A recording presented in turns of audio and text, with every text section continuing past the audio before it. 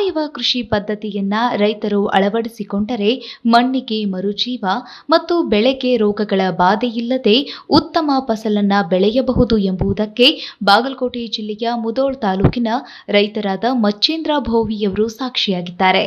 ಇವರು ಮೊದಲು ತಮ್ಮ ಕಬ್ಬು ಬೆಳೆಗೆ ರಾಸಾಯನಿಕ ಗೊಬ್ಬರ ಬಳಸಿದ್ದರಿಂದ ಮಣ್ಣು ತನ್ನ ಫಲವತ್ತತೆಯನ್ನ ಕಳೆದುಕೊಂಡು ನೀರು ಹಿಡಿದಿಟ್ಟುಕೊಳ್ಳುವ ಸಾಮರ್ಥ್ಯವಿರಲಿಲ್ಲ.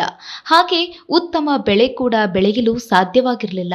ಹೀಗಾಗಿ ಈಗ ತಮ್ಮ 7 ಎಕರೆ ಕಬ್ಬಿಗೆ ಸಾವಯವ ಗೊಬ್ಬರವಾದ ಡಾಕ್ಟರ್ ಸಾಯಿಲ್ ಬಳಕೆ ಮಾಡಿದ್ದರಿಂದ ಮಣ್ಣು ಕೂಡ ಮೃದುವಾಗಿದೆ. ಮಣ್ಣಿನಲ್ಲಿ ಬಿಳಿ ಬೇರುಗಳು ವಿಸ್ತಾರವಾಗಿವೆ.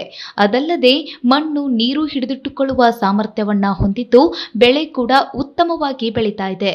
ಖರ್ಚು ಕಡಿಮೆ, ನಿರ್ವಹಣೆನೂ ಕಡಿಮೆ, ಉತ್ತಮ ವಿಷಮುಕ್ತ ಆಹಾರವನ್ನ ನಾವು ಬೆಳೆಯಬಹುದೆಂದು ರೈತರು ತಿಳಿಸಿದ್ದಾರೆ.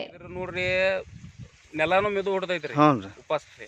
ಸೆಕೆಂಡ್ ಇದಕ್ಕ ಕಸ ತೆಗುವಾಗನು ಏನೋ ತೊಂದರೆ ಆಗಂಗಿಲ್ಲ, ಅಗದಿ ಮಿದು ಬರ್ತೈತಿ. ಸ್ವಲ್ಪ ಕಸ ತೆಗುವಾಗ ಸ್ವಲ್ಪ ಕೈ ಆಡಿಸ್ಬಿಡೋದನ್ನ ಬೇರೆ ಏಕದಮ್ ಮ್ಯಾಲ ಇರ್ತೈತ್ರಿ. ಆ ಬೇರಿನ ಅಂಶ ಜಾಸ್ತಿ ಇರೋದ್ರಿಂದ ಇದಕ್ಕ ನೀರಿನು ಒಂದು ಡೋಸ್ ಕಮ್ಮಿ ಹಾಸಿದ್ರು ಇದಕ್ಕೆ ತಡ್ಕೊಳಕ್ಕೆ ಕೆಪಾಸಿಟಿ ನಡೀತದ. ಇಳುವರಿ ಒಳಗೆ ಏನು ವ್ಯತ್ಯಾಸ ಅನ್ಸಿದೆ? ಇಳುವರಿ ಒಳಗೆ ಈಗ ಸದ್ಯಕ್ಕೆ ನಮಗ ಸರ್ಕಾರ ಗೊಬ್ಬರ ಹಾಕಿ ಬೆಳೆದಕ್ಕೆ ಇದಕ್ಕೆ ಮಿನಿಮಮ್ ಒಂದು 25 ಟನ್ನಿನ ಮಟನು ಇದು ಜಾಸ್ತಿ ಆಗ್ಬೋದು.